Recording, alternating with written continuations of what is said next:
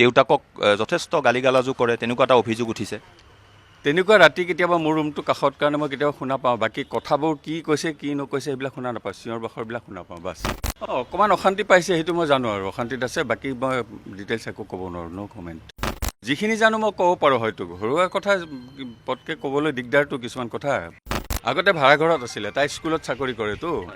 ভতিজাক কৈছেনে যে দেউতাক কিয় এনেকৈ কথাবোৰ কোৱা? বেছি কথা নাপাতো, চিধা কথা। ইমান এখন ঐতিহ্যমণ্ডিত ঘৰত তেনেকুৱা পৰিৱেশৰ সন্মুখীন হৈ থাকে, ডেফিনেটলি দুখ লাগিব, কাৰ দুখ নালাগিব এনেকুৱা হ'লে। মোৰ ক'বলগীয়া খুব এতিয়া মই নকওঁ একো, ন' কমেণ্ট।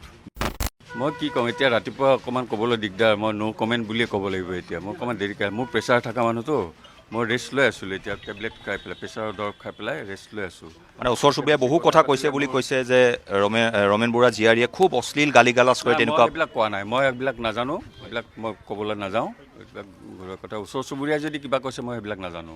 কিন্তু আপুনি কালি খুব অন্তৰ দুখত কৈছিল যে মই মুখ খুলিম, আৰু দীপেন বৰাই খোলাটো প্ৰয়োজন, যিহেতু চিৰসেউজী। এনেই ক'ব পাৰোঁ, মই এনেই কৈ দিব পাৰোঁ তেনেকৈ মুখ খুলিম বুলি। মুখ খুলিব মই বেছিকৈ নাজানো, ঘৰুৱা কথা মই ইমান কি খুলিম আৰু, খুলিবলৈ একো নাই তেনেকৈ। মানে খুব আছে নাই দীপেন দা ক'বলগীয়া? দুখ লাগিছে কাৰণে খুলিম বুলি এনেই কৈ দিলোঁ, হয়তো কিবা কাৰণত। মোৰো এইকেইদিন ব্ৰেইনে কাম কৰা নাই ভালকৈ, সেইটোৱে কথা। কিন্তু আপুনি কালি আৰক্ষীকো বহু কথা কৈছে। কেনেকুৱা কথা? ঘৰৰ যিবিলাক ধৰক ৰমেন দা পাৰিবাৰিক অশান্তিত আছিল। অকণমান অশান্তি পাইছে সেইটো মই জানো আৰু অশান্তিত আছে, বাকী মই ডিটেইলছ একো ক'ব নোৱাৰোঁ, ন' কমেণ্ট। যদি ৰমেন দা সুকলমে ঘূৰি নাহে তেতিয়া দীপেন বৰুৱাই ক'বনে নকয় অসমবাসীৰ আগত? তেতিয়া মই নাজানো, মই যিখিনি জানো মই ক'ব পাৰোঁ, হয়তো ঘৰুৱা কথা পটকৈ ক'বলৈ দিগদাৰটো কিছুমান কথা, মানে ক'বলৈ ৰাইজৰ আগত বা হেৰিত ক'ব দিগদাৰ হয়। গতিকে মই এতিয়া একো নকওঁ তেনেকৈ, মানে সেয়াই আৰু। আৰক্ষীয়ে এতিয়া কাক বিচাৰিছে আহি? সেই ৰমেন দাৰ ছোৱালী বিচাৰিছিলে, ছোৱালীটো নাই আজি, হেৰি তাই ৰাতি হেৰি লৈ গৈছে। চব মানুহবিলাক আহি থাকে নহয়, কালি ৰাতি 11টা 12টালৈকে মানুহ আহি আছে।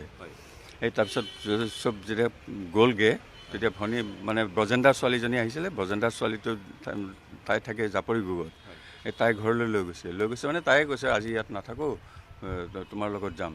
তাই তাতে আছে জাপৰিগোগত। আৰু তাই এনেই ৰমেন বৰুৱাৰ লগতে থাকে ইয়াত আগতে?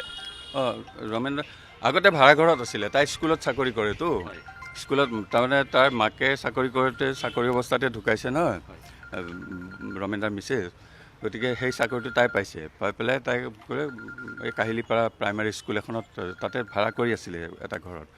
তাৰপৰা কিয় আহিল কি কথা নাজানো, আজি কেইমাহমান আগতে আহিলে গোটেই বস্তু বাহানি লৈ পেলাই। মই এইবিলাক নুসুধোঁ আৰু বেছি কথা নাপাতোতো তেনেকৈ আৰু, সেইটো কথা। কিন্তু দেউতাকক যথেষ্ট গালিগালাজো কৰে তেনেকুৱা এটা অভিযোগ উঠিছে। তেনেকুৱা ৰাতি কেতিয়াবা মোৰ ৰুমটো কাষত কাৰণে মই কেতিয়াবা শুনা পাওঁ, বাকী কথাবোৰ কি কৈছে কি নকৈছে সেইবিলাক শুনা নাপাওঁ, চিঞৰ বাখৰবিলাক শুনা পাওঁ বাছ। ৰমেন দাক নুসুধেনে যে দাদাটোক কিয় এনেকৈ বকিছে বা কিয় তাই? ৰমেন দাৰ লগত মই বেছি কথা নাপাতো, কিয় ৰমেন দাই অল্পভাষী, একদম দৰকাৰ নহ'লে কথাই নাপাতে ৰমেন দাই। ৰমেন দাই ক'ৰবালৈ গ'লে বিচাৰক হিচাপে মাতে, ক'ৰবালৈ মাতে, ক'তো কাকো কৈ নাযায়, কিন্তু মই কৈ যাওঁ ক'ৰবালৈ গ'লে। মই আজি লাষ্ট 20 তাৰিখেও মই প্ৰগ্ৰেম কৰিছোঁ নলবাৰীত, তাত মই ৰমেন দাক কৈ গৈছোঁ, ৰমেন দা মোৰ দেৰি হ'ব, মোৰ 3টা 4টা বাজিব পাৰে, দৰ্জাবিলাক বন্ধ নকৰিবি দেই, মই নলবাৰীলৈ যাম, মোৰ প্ৰগ্ৰেম আছে, তেনেকৈ মই কৈ যাওঁ। কিন্তু ৰমেন দাৰ নেচাৰটো একেবাৰে বেলেগ। সি ঘৰৰ আমাৰ 9জন ভাই ককাৰ ভিতৰত একেবাৰে অল্পভাষী মানুহ, চবেই জানে মানে, কথা খুব কম কয়, দৰকাৰ নহ'লে কথাই নকয়, তেনেকুৱা ধৰণৰ। মই কিবা এটা ক'লে মূৰটো খালি দুপিয়াব, হয় আমাক কোনোবাই কিবা এটা হয় নেকি এইবুলি সোধোঁ, কিন্তু ৰমেন দাই তেনেকুৱা নকয়, মানে খবৰ নহয়, তাৰ নেচাৰ তেনেকুৱা। সৰু মানে জীয়েকে গালি পাৰি থাকিলেও দেউতাকে একো নকয়? সেইটো কয়, সেইটো সিটো চিঞৰ বাখৰ কৰা মানুহ নহয় নহয়, মই ক'লোঁ নহয় ৰমেন দাই অল্পভাষীয়ে কথা নকয়। এতিয়া কিবা কয় যদিও সেইখিনি মই শুনা নাপাওঁ একো। আপুনি কেতিয়াবা ভতিজাক কৈছেনে যে দেউতাক কিয় এনেকৈ কথাবোৰ কোৱা? বেছি কথা নাপাতোঁ, চিধা কথা। আপোনাৰ নাম ধৰি চিঞৰি থাকে কেতিয়াবা? কেতিয়াবা চিঞৰে, নাজানো আৰু সেইবিলাক কি আৰু। এজন চিৰসেউজ শিল্পী হিচাপে দীপেন দা আপোনাৰ দুখ লাগেনে কেতিয়াবা ইমান এখন ঐতিহ্যমণ্ডিত ঘৰত তেনেকুৱা পৰিৱেশৰ সন্মুখীন হৈ থাকে? ডেফিনেটলি দুখ লাগিব, কাৰ দুখ নালাগিব এনেকুৱা হ'লে, সেইটোৱে কথা। এতিয়া ৰমেন দাই মই দুজনে আছোঁ ভাই ককাই, ইও তেনেকৈ হৈ গ'ল নিৰুদ্দেশ। এই ঘৰটোক লৈ বহু বাতৰি ওলাইছিল যে বিল্ডাৰক দিব লাগে, আপুনিও বহুবাৰ কৈছে যে, কিন্তু আপুনি থকালৈকে নহ'ব। বিল্ডাৰক দিব লাগে বুলি কেতিয়াও কোৱা নাই, মই অপ'জ কৰিছোঁ, মই চহী কৰা নাই, মই কনচেণ্ট দিয়া নাই কাৰণে বন্ধ হৈ গ'ল বস্তুটো। তাই সেইটোক লৈ চিঞৰ বাখৰ কৰেনে? মই কৈছোঁ যে মই মই ঘৰটো আমি থকালৈকে ঘৰটো থাকিব, যিহেতু আমাৰ দেউতাই বনাইছিলে ঘৰটো। গতিকে ইয়াৰ পিছত আমি ঢুকোৱাৰ পিছত ৰমেনদাৰ মই দুজন আছোঁ, ভাই ককাই। আমি ঢুকোৱাৰ পিছত তহঁতে তাজমহল বনাওঁ, শীষমহল বনাই থাকিবি, চাবও নাহো কোনেও, বনোৱাজনে চাব অহা নাই। গতিকে সেইটোত মই বাধা তেনেকৈ দিয়া নাই, মই খালি কনচেণ্টটো মোৰ দিয়া নাই। এজন বিখ্যাত পিতৃ, এজন বিখ্যাত খুৰাকক যদি এনেকৈ অকথ্য গালি গালাজ কৰে, সেইটো এটা সাংঘাতিক বেয়া বাৰ্তা নহয়নে দীপেন দা? কোন খুৰা কওক? আপোনাৰ দৰে খুৰাৰ নাম লৈ পেলাই যদি তেনেকৈ ডাইৰেক্ট সাহস নকৰে গালি পাৰিব, গালি পাৰা নাই তেনেকৈ। কিন্তু সেই আৰু ইনডাইৰেক্টলি যদি কোনোবাই গালি পাৰি, ৰাস্তাৰ পৰা যদি মোক কোনোবাই গালি পাৰি থাকে, মোক গম পাম নেকি, তেনেকুৱা কথা আৰু। আপুনি এদিন হ'লেও তাইক কোৱা নাই নে যে কিয় এনেকৈ দেউতাক গালি খুব তাইৰ লগত কম কথা পাতোঁ, চিধা কথা। মানে আপুনি নীৰৱে এইবোৰ শুনি থাকে দীপেন দা? শুনি থাকোঁ, মই কাৰণে ইনভলভ হ'ব নোখোজোঁ কোনো হেৰিতে, মই নিজৰ লাইনত নিজে থাকোঁ, সেই তেনেকুৱা কথা। আৰু সেইদিনা পুৱাও তাই গালি পাৰিছে দেউতাকক?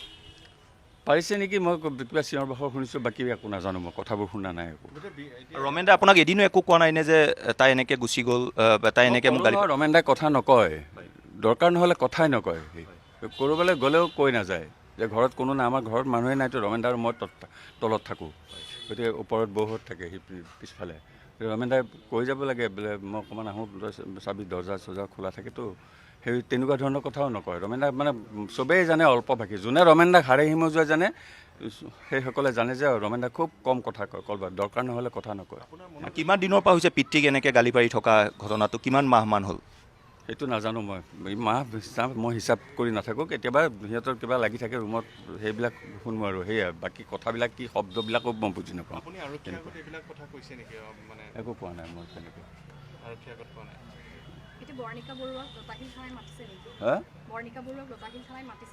মই একো নাজানো সেইবিলাক দেই, একো গম পোৱা নাই। পুলিচে কাক বিচাৰি এতিয়া আহিছিলে? এতিয়া সেই তাইকে বিচাৰি আহিছিলে বৰ্ণিকা। তাই নাইতো ইয়াতে, এই আৰু এজনী ভতিজাৰ ছোৱালী, বজেন্দাৰ ছোৱালীজনী থাকে জাপৰিগুৰত, তাইৰ লগত ৰাতি গুচি গৈছে। কালি আপুনি আৰক্ষী আয়ুক্তৰ ওচৰলৈ গৈছিল, বহু কথা আপুনি কৈছে। গৈছোঁ মানে মোক মাতি পঠিয়াইছে, গাড়ী পঠিয়াইছে, দীপেন দা আপোনাৰ লগত অকণমান কথা আছে, আহিব নেকি, সেয়াই আৰু। তাত চাহ খাইছোঁ, কফি খাইছোঁ, কথা পাতিছোঁ, অকণমান ঘৰুৱা কথাও পাতিছোঁ, তেনেকুৱা। যদি ৰমেন দা সুকলমে ঘূৰি আহে ভাল কথা, যদি নাহে আপুনি ক'বলগীয়াখিনি ক'ব? মোক ক'বলগীয়া মোৰ তেনেকুৱা বিশেষ নাই, সময়ত দেখা যাক কি হয় কি নহয়। তাৰপিছত অঁ এতিয়া কিন্তু মইতো মোৰ ক'বলগীয়া খুব এতিয়া মই নকওঁ, একো ন' কমেণ্ট। মানে ৰমেন দা অকণমান হ'লেও অশান্তিত আছিল, মনটো অলপ দুখত আছিল কিন্তু। নাজানো, ৰমেন দাৰ তো দৰকাৰ হ'লে হাঁহে, এনেই হাঁহি যায়। সেই ক'লো ন মই বাৰে বাৰে একেটা কথা ৰিপিট কৰিব বেয়া লাগে। গণেশ মন্দিৰ যায়, ৰুটিন ৰমেন দাৰ সেইটোৱে, আহে লগ পাওঁ সেয়াই। আৰু একো নাই নৰ্মেলি পৰহিলৈকে নোহোৱালৈকে একদম নৰ্মেলি আছে চব। মোৰ আগেৰে আহে, মই ইয়াত বহি আছোঁ, মোৰ আগেৰে অহা যোৱা কৰিছে 3-4 বাৰ, কিবা দোকানলৈ গৈছে, আহিছে মানে 10 বজাৰ আগত। তাৰপিছত মই ৰুমত গা পা ধুবলৈ মই সোমাই যাওঁ, তাৰপিছত ৰমেন দা 10টা বজাত ওলাই যায় সদায়, সেইটো ভাবি আছোঁ মই 10টা বজাত। ৰমেন দা কথাটো পাহৰা নাই, কথা পাহৰাৰ নাই, সেইবিলাক ডিমেনচিয়া কথা পাহৰা একো নাই সেইবিলাক ৰমেন দা।